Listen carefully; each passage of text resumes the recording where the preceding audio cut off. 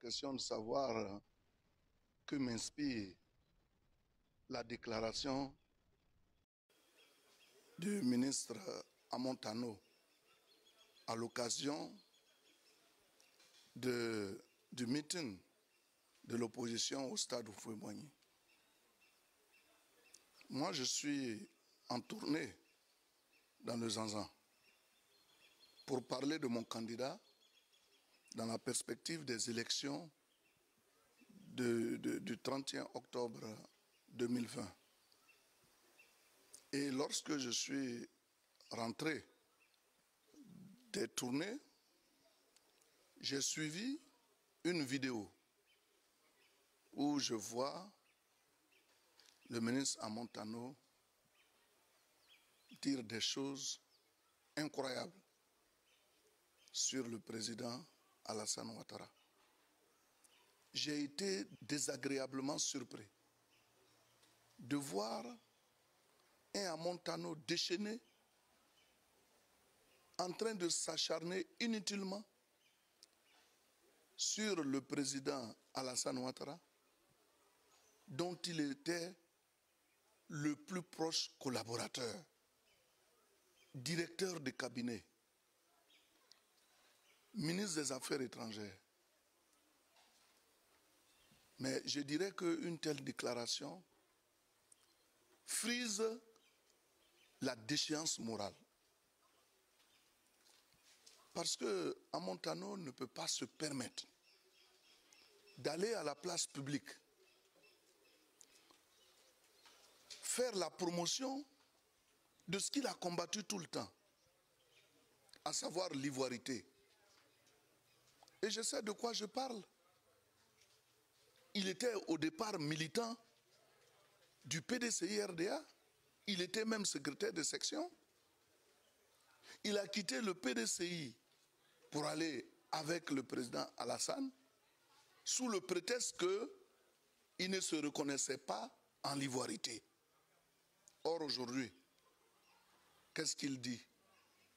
Que le président Alassane Ouattara remette la Côte d'Ivoire aux Ivoiriens.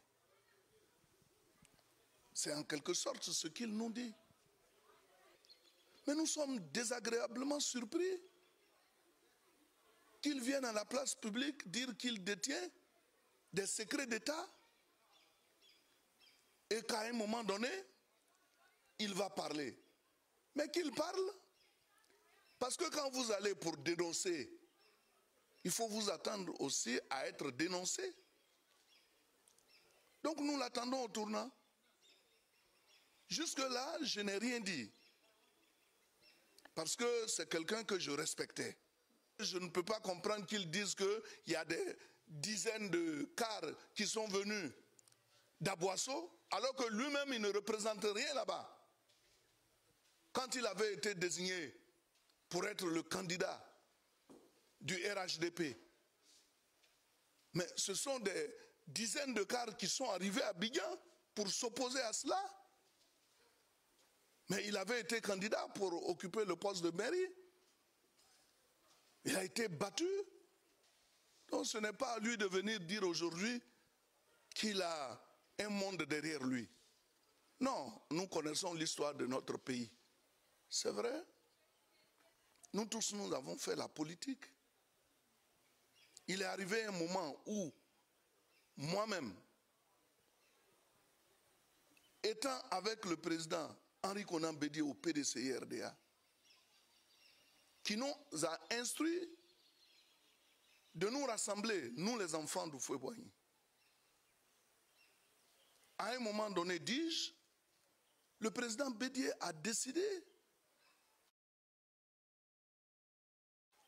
de faire chemin à part en se détournant du principe qu'il a lui-même établi, à savoir mettre en place un parti dénommé RHDP.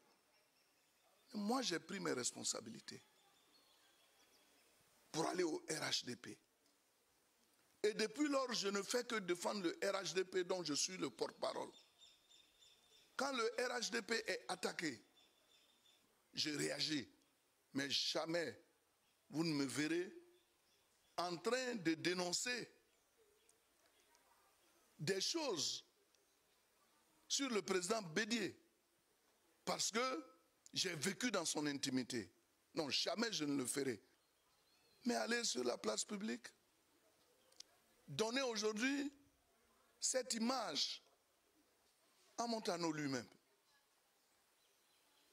En 2019, sur une chaîne internationale, il avait fait savoir que le président Alassane pouvait être candidat pour un autre mandat.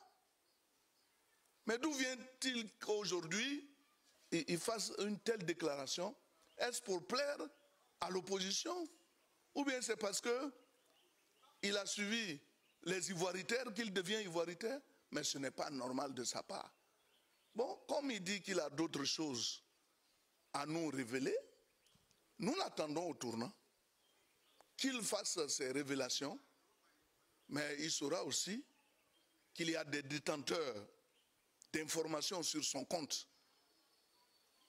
Trop c'est trop, et j'ai tenu aujourd'hui à faire cette vidéo dans cette tenue traditionnelle pour lui rappeler ses origines et lui dire que quand on est à Caen, on ne doit pas se comporter de cette façon.